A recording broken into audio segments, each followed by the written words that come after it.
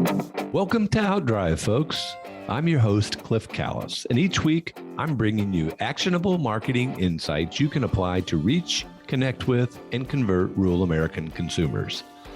Outdrive is powered by Callis, a full-service advertising agency with a focus on marketing rural America. Callis offers a wide range of integrated marketing services, including website development, search engine marketing, social media, video, and digital. We develop strategic and creative campaigns to build your brand and your business, and you can learn more about us at ecallis.com. Now join me in the front seat as we head out on the road to success. Let's go. Hey folks, welcome to Outdrive. We've got another great story to share with you today about life and work in rural America. You know, it's fascinating to me to think about the whys of marketing. Why people like certain brands over others, why they search for the things they do, and why and how they buy online. Human behavior in and of itself is pretty cool to analyze and strategize about, and that brings us to our guest today. Sarah Gallagher is the CEO and head of strategy for Gamma Waves, a California-based agency of 20 or so people who specialize in building e-commerce websites.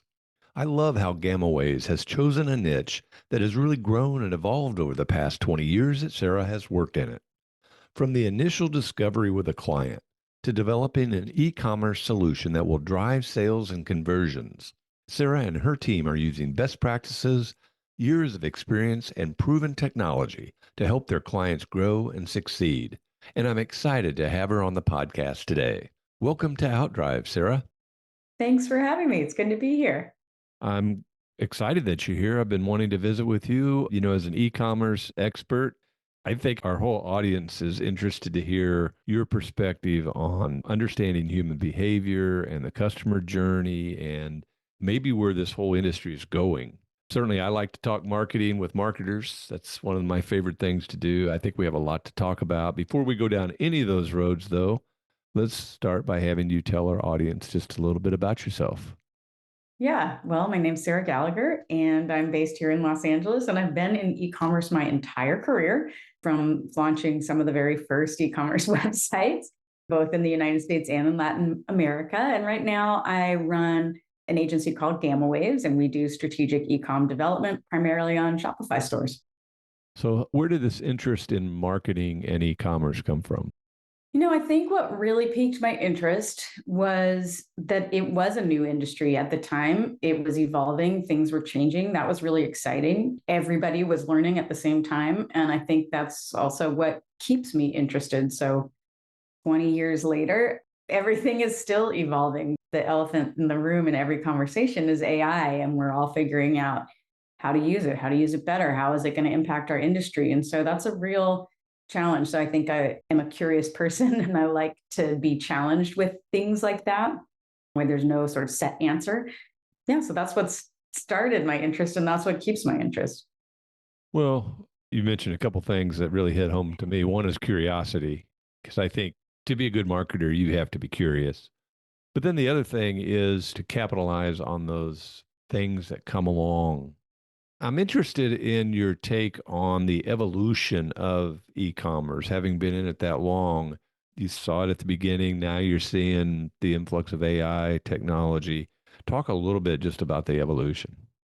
Yeah, it has been really interesting because at the start of e-commerce, it was kind of the Wild West. There weren't really a lot of best practices. Everybody was just trying everything, seeing what fit. And it was also a really brand forward time. So it was cool because experiences were wildly different. Some of them might have been hard to use or hard to transact, but they might have been very branded. And then I think we saw this evolution of people understood how people wanted to shop. The rise of Amazon happened. There became a lot of standards and practices. So stores, not all of them, but started to look a little bit more the same, right? You know what to expect. You know where the buttons are going to be or should be. And then now I think with the rise of AI, that's sort of the question mark. I am hearing a lot more, just kind of anecdotally, where people are saying brand is becoming more important. When people have less attention and everything looks the same, you need to make sure that your brand comes through, that it does feel different. So kind of balancing those two things, I do think we'll see a little bit more of a return to that At the same time, we are getting more and more data all of the time.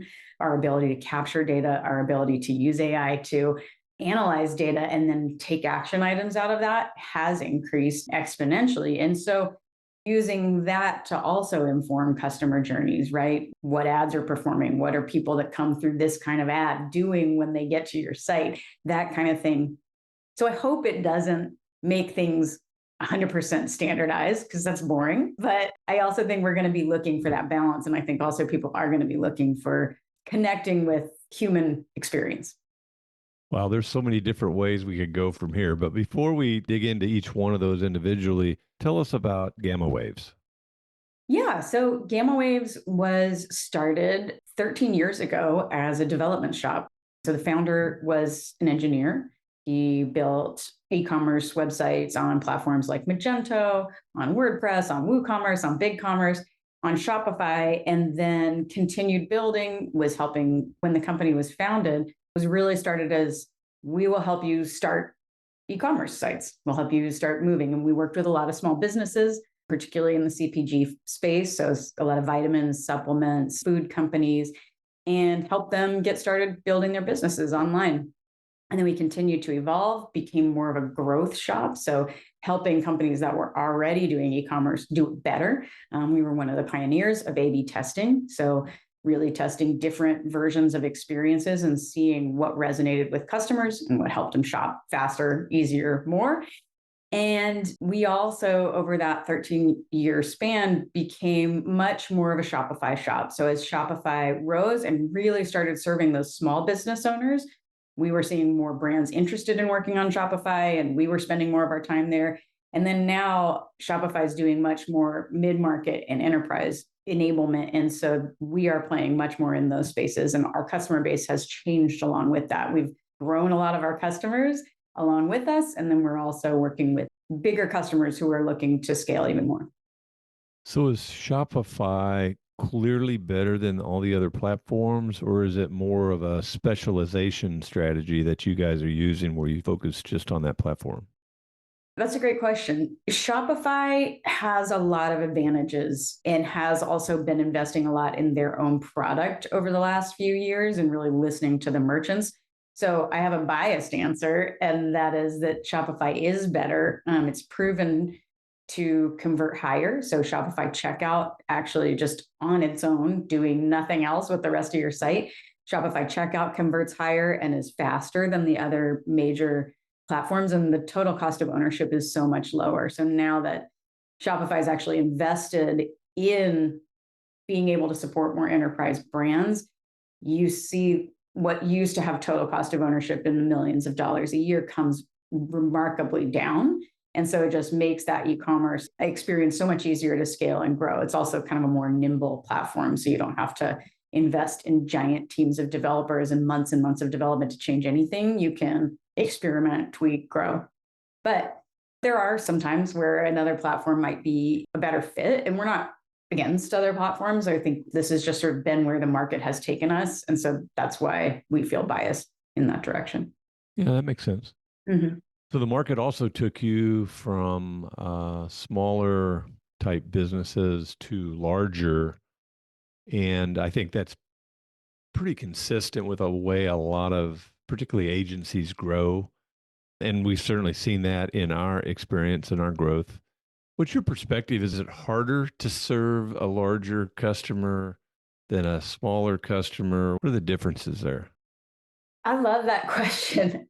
I think it is not harder, but you need to be more intentional up front with a larger customer and make sure that you're talking to everyone on the team who has input in the final product or who has input in even a small project, because there might be corners that you're not seeing around because the teams are just bigger.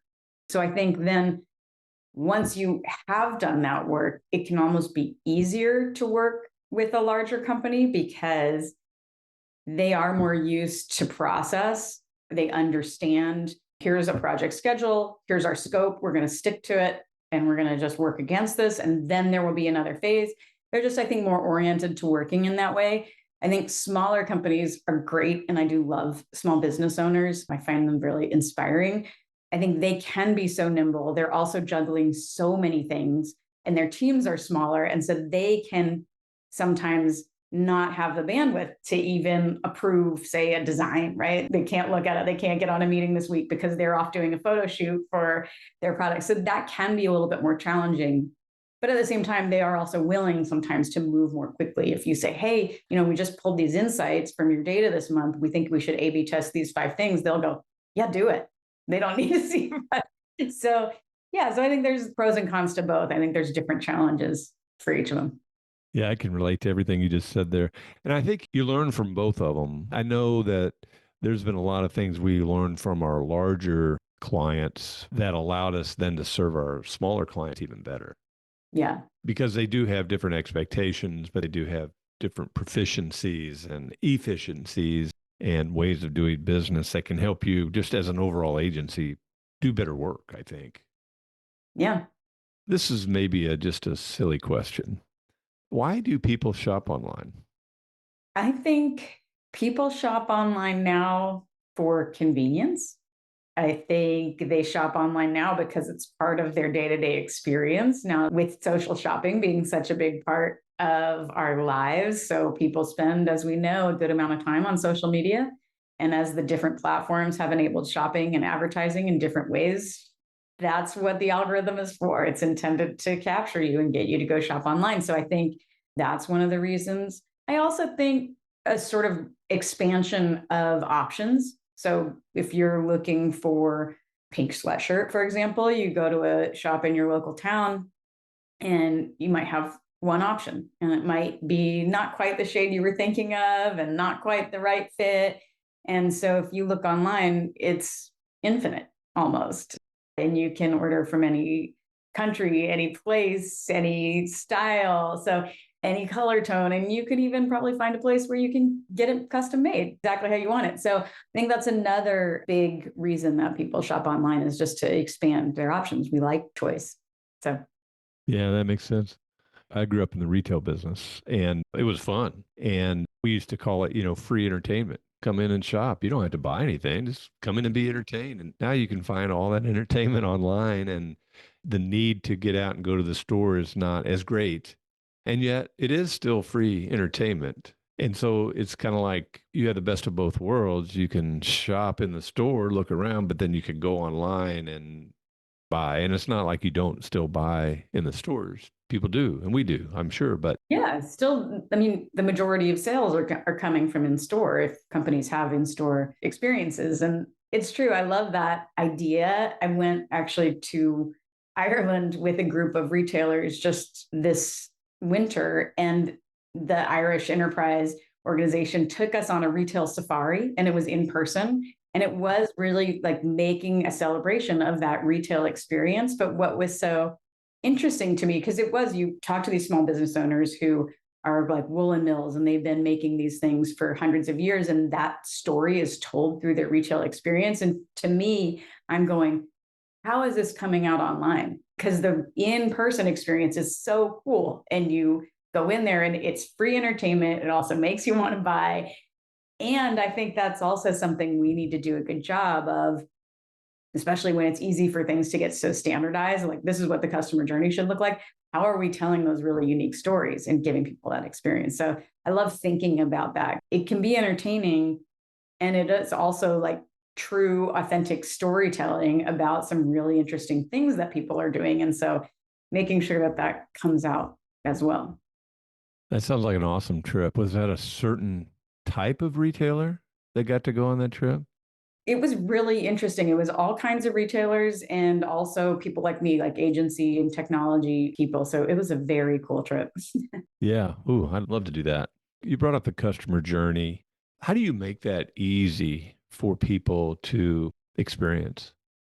Yeah, from our perspective, the first thing we look for is, are we making it fast and frictionless? So especially now, people are on mobile. If anything is not working, if you're kind of like hitting a roadblock or a site's slow to load, you're leaving. You're going to toggle back over to social media, and you even think like, well, I'm going to wait and let that load. You're never coming back. They've lost you. So that's the first thing. And then also just looking for those points of friction. So, where does it seem like people are getting confused? Where does it seem like people might not be getting the information that they need to either add something to cart, or where are they not able to find the product that they're looking for? So, we do both front end and back end audits. So, the back end audits are, is it fast? Where can we make it faster? Are there any bugs that we can fix? And then the front end audit really is that journey. And a lot of times now we're looking at, what should we test? Do we test, where this button is placed, where we're presenting other things you might like, where we're telling the story about the brand and how that reinforces the purchase intent? So both of those things we like to look at and say, okay, what are the things that we know we can do now that'll be really big movers? And then what are things that we should start testing over time and figure out what's going to move the needle? Do you believe that it's important to educate the consumer before you try to sell to them? I don't know if I would say before, but I think I would say almost during, like as part of that whole sales experience. So I think that education can come in so many ways. Like, we have clients that are skincare brands, right? And I think in that case, education is so important because people need to understand the ingredients. And for this client in particular, their ingredients are really important to them. They have a, yes, we use these, no, we don't use these. Well, why is it important you don't use those, right? So all of that information might not be something that someone even knows they need to be educated about. But I think presenting that information once they get them on their site is really important, because then they go, oh, yeah, that is important. And I'm going to buy this and try it out. And then for different kinds of clients, say apparel, education is different. And it's also different depending on what their value prop is. So we have some really high end apparel clients, right? They're selling blouses for $800. So the education comes in a little bit more in a subtle way that just reinforces, why is this $800? Well, it's because we've done very careful sourcing of all of the materials, and it's handcrafted, and it's responsibly made, all of those things. For more fashion driven apparel, that education might look more like user generated content. Here's what it looks like on other people like you. Here's where people are wearing it. It's a little more kind of experiential. So I do think it's important, because otherwise you're just looking at a product on a page, and unless you know you want to buy it, why would you buy it? But giving it more context, I think, is something that education can do, and really well. Well, it seems like there would be an endless number of why questions to answer. How do you approach that? I mean, is that a brainstorming all the different whys? How do you take that on? I think now we know a lot of the content buckets that exist to fill for different types of product. So often the brand owner will know their why and their story. So we approach that first by doing a deep dive discovery with the brand. So we want everything out on the table. Why did you start this? What's involved in the creation of it? What's involved in the ingredients, or in the styling, or in the design? And how are you going to market? How often do you drop new styles? All of that we kind of get out on the table. And then we start bucketing that into different content that's going to tell the story. And then the nice thing about e-commerce is you can have different kinds of landing pages. So back in the skincare realm, if you capture someone who's interested in clean ingredients, you can have one kind of landing page where you're really telling that story, and all the way down the page, presenting that kind of user generated content. And then if you have someone who comes in because they're interested in a different angle on the story, say it's effectiveness, you can really tailor a landing page to that. So that's how we functionally approach telling the story, is get everything out on the table, bucket it into different content buckets, and then create what we call sections that can be combined across the site in multiple different ways to tell the story throughout the journey, and like reinforce that story. Don't you love the discovery session? I do. Same for me. I mean, of all the things I get to do, participating in those is just, it's an eye opener, and you just learn so much. It's overload. It's exciting. Yeah, it's true. I mean, I learn so much on every discovery session, because everybody does have these unique ideas that they've created product around, or done designs for. that I've never even thought of. And I do, I love going through those and hearing where people are coming from. Well, and I think the client loves going through them too. Many times you're asking them questions they've never thought about. They're getting ideas as a result of the conversation that's making their eyes open up to, wow, this is possible. I just think it's such a positive, mutual beneficial experience. You mentioned earlier that you felt like that e-commerce was heavy on the brand side early on, but that it's coming back now. Why do you think that? I think that part of that is because of social media. If you don't differentiate your brand, you're not going to stand out in the scroll, and you have a really short amount of time to stand out. So I think that's important. And then also sort of coming up with a brand language so that as people repeatedly see you, they remember you and recognize you. So I think that's part of it.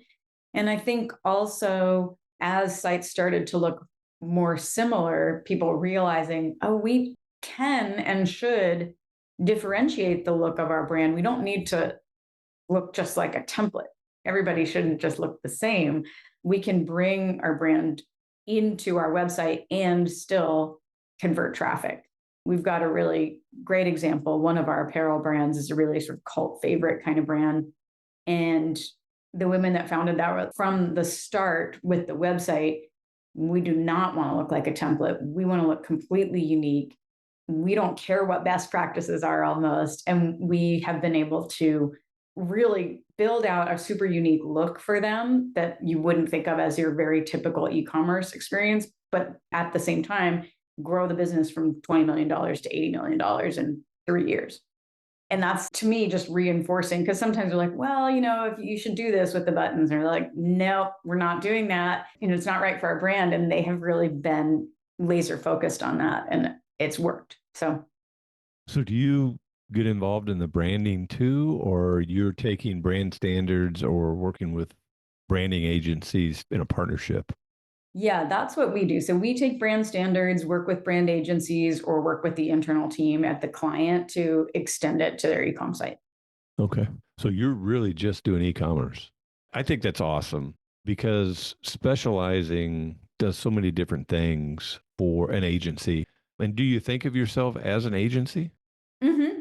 Yeah, Yeah, because you're the expert. Because you surely have had the opportunity to get involved in branding as somebody said, well, could you help us with this? Nope. We're the commerce people. that's right. Yeah, we've got a network of partners who we love their work. We love working with them, and we will bring them in if someone asks us for help.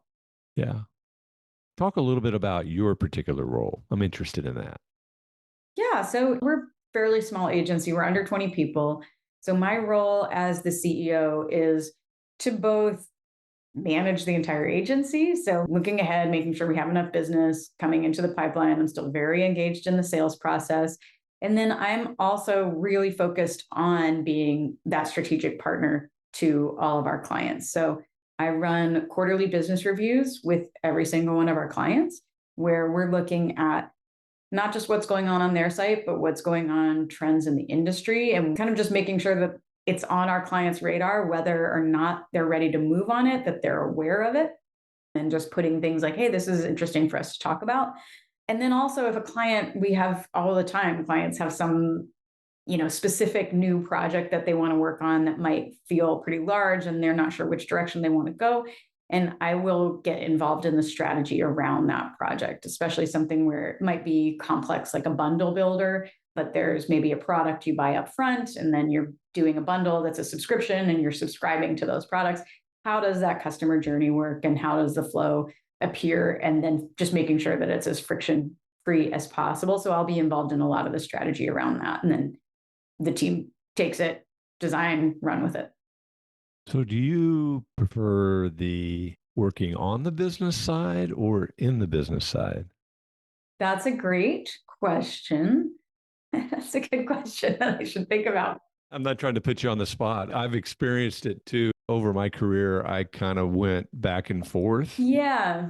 As someone who's running an agency, you're supposed to be working on the business and not in the business. But then when I fully transition out of that, I miss working in the business. I'm like you. I like those discovery sessions. I like doing strategy. And I also feel like it does feed back into my work on the business because it keeps my knowledge like more up to date, relevant, consistent. So I try to strike a balance, but it's a hard balance to strike. And, working in the business is probably what attracted you to it, right?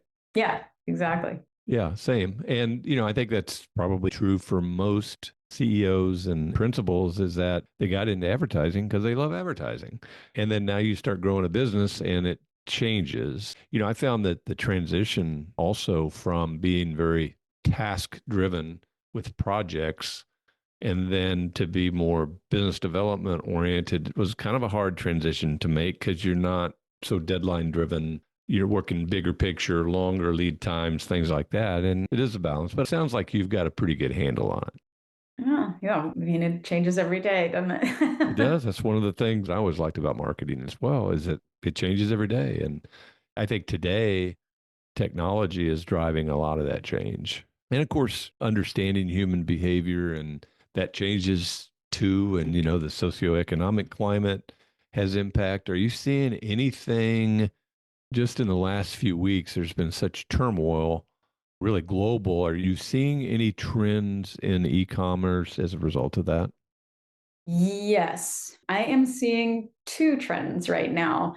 One is e-commerce owners who are hitting the gas on projects that they want to test things. They want to make sure that their site is as efficient as it can be. If they had something started in the works, they want to launch it and get it out there and have it ready so that they can do, say, it's a big promotion that they want to run right now and get people who are maybe buying ahead of things that they're worried are going to go up in price. But I'm also seeing some hesitancy. So for brands that were not already really working on their e-com, if they were about to start, they're nervous. They're nervous to take on a new project. They want to see what's going to happen. Some of them, especially in apparel, really aren't sure what's going to happen to the price of their product if they're manufacturing in China. So some of them are looking at, I'm not sure if I'm going to be a business, so I can't start a new project. I think we'll see that settle down, hopefully. That's my optimistic view. But, because I do think it's smart right now, the brands that are going, okay, I know there are some issues with my site. I'm going to fix them now so that every dollar I spend bringing people to the site is as efficient as it can be. We're not wasting money because, the site's running slow and people are bouncing. I think that's really smart. But I also understand companies who feel really nervous right now and don't want to start a new project. It's very similar to the pandemic in my mind, because it's so much uncertainty. Maybe never been through this before in a career or running a company or having a company. And so, yeah, do you put foot to the pedal and move forward? Or do you maybe tap the brake a couple times and slow down and see? And it is enough different than the pandemic in that you can't, I don't think, use the same decision making criteria that you used then because we did a lot of research when that all happened. And the thing that we found is that, and we counseled our clients this way, if you put your foot on the pedal and you go, or you at least keep going, then you're going to be ahead of those people who put on the brakes and slow down and quit telling their story. And you come out of the situation with greater market share. I'm not sure that those same principles apply in this matter, but I've been doing a lot of thinking about it. I just don't have an opinion yet. Yeah. Well, and I think there's so much variability. Like, are you a cosmetics brand that, you're looking for that like lipstick bounce? If we do go into a recession or things, there's a pullback, lipstick maybe is more buoyant because people will look for small luxuries. They're not spending a lot. But if you're an apparel brand where people don't need new clothes and they can easily kind of reduce their spending there, I think it depends so much on the industry. I think it depends on where you're manufacturing. I think it's going to look different for all different kinds of brands. So I think there's just going to be, you think you said it earlier, a little bit of chaos as it shakes out for the different kind of brands, because I think those answers will be different. I agree with that. And I think it bodes well for us as marketing strategists to be in a position to help counsel clients forward on things to think about and ways to go about making good decisions. Absolutely. I feel like I could talk to you all day about this. And I know that we're on a limited time. I want to hit just three or four key things for people to think about. One question that pops into my mind is what's the best practice today on when you either refresh or rebuild your e-commerce website? How long? How long? Yeah. Is it 3 years? Is it 5 years? Is it 2 years? Is it always changing? It's 2 months. So, I'm sure as an agency owner, you'll appreciate this answer. It depends. It depends the complexity of your current site and what you're doing. If it's a very straightforward site, if you already have a design in place, if you like your design, but you just want to lift and shift and make it faster, that truly can be under 2 months. I would say realistically, if you are investing in a new design, if you want to do some upfront testing or analytics on how your existing site is performing, and then make some changes based on that knowledge, which I think is a really smart thing to do, pull in, design in best practices and do some new wireframings. I would say 4 to 5 months is realistic. Also, giving you time to integrate with all the different other platforms that you might be using or want to use. So are you changing your email system? Are you changing any warehouses? All of those things can kind of feed in. But I think under 6 months is a very realistic time frame to replatform and rebuild. And I think that gives you enough time to do really strong discovery, a new design, new UX, and also roll it out with a test plan in place so that you start, you rebuild, and then you start testing and growth. And so does that just become an ongoing process after that? It should. I think some brands actually that we've worked with recently, there's one school of thought. And I think this also depends on size of business. They say, okay, we're going to invest this money in a rebuild, and then we're just going to run it for a few months. We don't need you guys to do anything. And I think there is value there. And that also lets them collect data and start getting an understanding of how the new site's performing. And then there's also maybe overwhelming. They're just like, okay, we've got this new site, maybe some more orders, and we're just going to deal with that for now. But then moving into that test and build. We also have clients, I'm thinking about the pandemic, who have been with us since the pandemic on incredible growth cycles. They are constantly investing in new features, even rolling out international, getting us to help them with new product drops, things like waitlisting. So I think it can go both ways. Brand can say, we're just going to sit, run our ecom. We'll let you know if we need anything. But also brands can do just continuous development. That's both new feature build and also A/B testing, where we're constantly just seeing what performs better. So our time today has gone really fast. What else should we talk about? Would you expect to talk about that we didn't? What other thoughts are on your mind about what you do and how you do it? I think we touched on this a little bit, but I do really want to reinforce the importance of site performance and speed. I think it was a very hot topic maybe 3 years ago. And now that people are a little bit more focused on brand and UGC, it can kind of fall off the radar. And just as an example, we just sort of resolved speed issues for one client, took about 3 weeks. So, really small project. We increased their conversion rate by 37%. And to give you context, for a $20 million business, that results in an additional $7 million for the year. And we didn't touch anything on the front end of the site. So we didn't have to, do new design, change the UX, really do anything that complex. We just said, okay, here are some issues with the site. It's running slow. It's causing friction.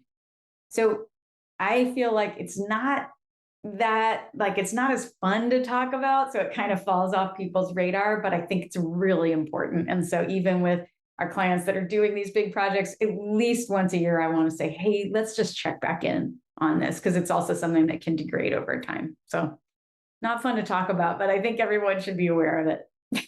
Yeah, that's a great point. Well, if somebody's out there listening today, what kind of new business are you looking for? What kind of customers are you looking for? Any particular kinds? Yeah, we are looking for small to medium sized businesses who want to grow. We're ready to invest in that growth. And we particularly love working in apparel, accessories, footwear, cosmetics, skincare. and supplements. So those are our real specialties, and love working with those founders. And if they were excited about wanting to talk to you about it, how would they get a hold of you?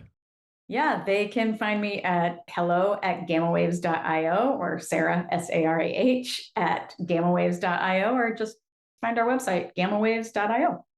So I got to ask, how did the name Gamma Waves come about? The company was actually founded as Celery, Sellry, because they were helping people sell online. And actually, when I took over, I said, this feels outdated. We're helping people grow, we're helping people like uncover deep insights. And so we went with gamma waves, which is the brain waves that your brain makes when you're in deep focused thought. I love it. When Thanks. you're thinking about buying. That's right. Thinking about buying, thinking about what you should do to your website. That's where your brain is. That's great. What else would you like to share with our audience today that you think they might find interesting or maybe inspiring, something that inspires you? I think something that inspires me is just, despite how uncertain everything can feel right now, there are still so many people building new things, launching new things, trying to find new ideas, get their ideas out into the world. And that is always what inspires me. And when I feel like, oh, this chaos is too much, or, I feel really nervous, you see people doing that kind of work and go, okay, everything's going to be fine. People are still inspired. I can be inspired. And like, let's all keep going. It's an exciting time to be alive. It always is. Hey, Sarah, thanks for being with us today. Thanks, Cliff. This has been really fun. I agree. Folks, thanks for listening to Outdrive. I hope you've enjoyed our visit today with Sarah Gallagher, CEO and Head of Strategy for Gamma Waves. If you liked it, give us a nice rating and review, and come back again next week, and I'll take you down the roads of rural America where it's heaven on earth. Thanks for taking a ride with us on Outdrive. This episode is complete, so head on over to ecalis.com for more insight you can apply to help drive your business growth. And be sure to sign up for our free monthly e-letter, Outthink, for even more helpful content about marketing to rural America. Have a great day and keep on driving.